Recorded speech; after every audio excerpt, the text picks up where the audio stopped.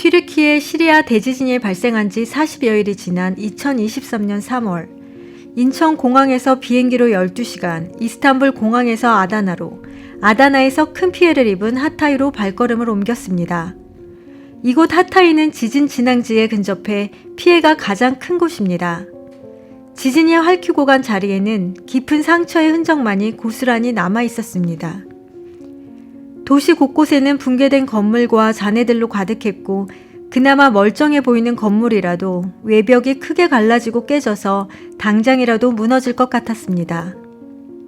거리는 온통 희뿌연 먼지 구름이 뒤덮였고, 바람에 날리는 모래가루 때문에 눈이 시리고 목은 따끔거렸습니다. 대부분의 지진 피해 지역에서는 복구 작업이 한창 진행되고 있었지만 여전히 폐허 한가운데 서 있는 것 같았습니다.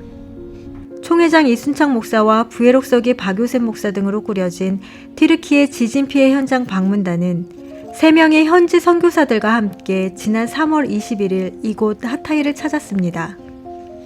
지진 피해 현장을 직접 본 이순창 총회장은 매체에서 보는 것보다 피해 규모가 훨씬 크고 절박한 상황이라며 안타까움을 금치 못했습니다.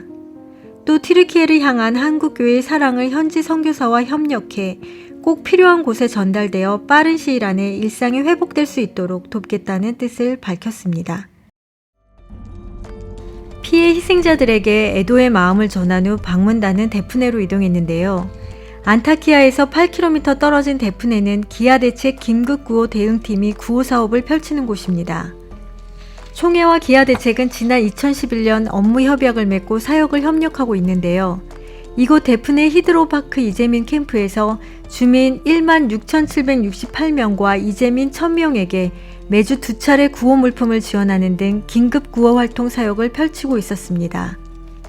이후 방문단은 아다나에서 현지 선교사회와 만나 위로하고 구호 활동과 관련해 협력 방안을 모색했습니다.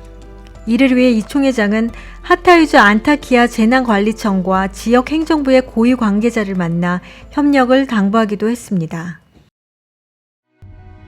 공식 방문단이 떠난 후 취재진은 하타이주 북동부 크르칸에서 시리아와 국경을 맞댄 샬루우르파와 아디야만까지 지진 피해 지역 3곳을 방문했습니다.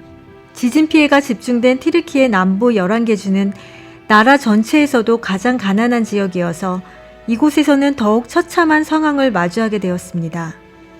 크르칸은 지진이 발생한 지 한 달이 넘었지만 붕괴된 건물과 잔해들로 적막감이 흐르고 있었는데요.